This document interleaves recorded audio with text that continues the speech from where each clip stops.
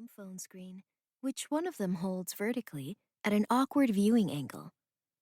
I follow the camera's trajectory to the other end of the train, where two people are making out. They're recording that couple over there.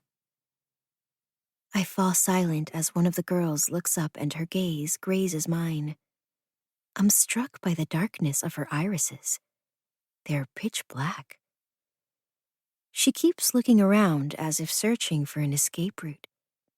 Unlike her friends, she hasn't adorned herself with jewelry or makeup, and she seems more concerned with the phone than the couple it's recording. The device is an outdated model with a single camera lens.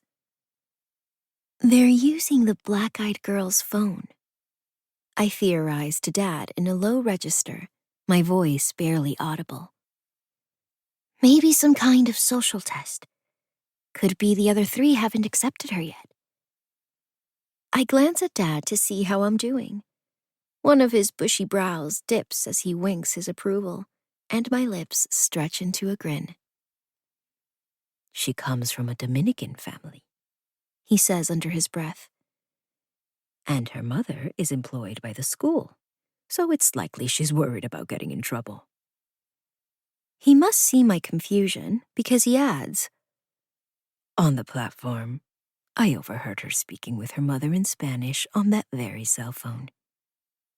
I cross my arms, irritation singeing my cheeks. Rules of the game are no prior information, and besides, train platform counts as part of the scene. You won't teach me Spanish, I speak over him. You and Mom just want to keep it as your secret language. Aren't you too old for this game? Asks Mom. She always shuts me down when I bring up Spanish. Or Argentina, where she and Dad are from. Or pretty much anything about the past. Too old? Echoes Dad.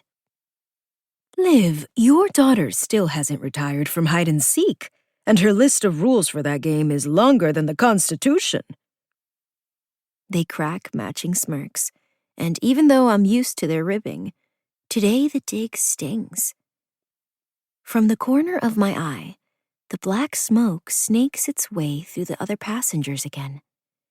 I open my mouth to say something, but it vanishes as swiftly as before, like it's not actually here.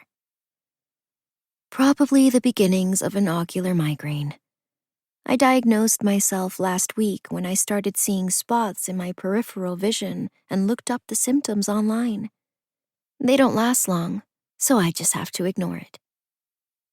I study the four girls. I can't help noting how their uniforms hug their bodies, their nails shimmer with glossy colors, their hairstyles frame their faces. I look down at the end of my own frizzy ponytail, my loose Goodwill sweater, Mom's jeans that are too long on me, and I feel a sense of loss for something I can't name. The old man behind Dad coughs, leaving a spray of red on his clean handkerchief. He rolls it up, darting a glance at the woman beside him, who's too glued to her phone to notice. She looks like she could be his daughter. Dad. My brain tingles with new energy, as if more neurons than usual are firing. Dad calls it my investigative instinct. He says I'm a natural. What is it, Stella? That man just coughed blood. Dad follows my gaze. What other symptoms have you observed? Raúl, chides Mom. Don't encourage her. I focus harder on the elderly man, clocking the way his head lists right like a partially deflated balloon.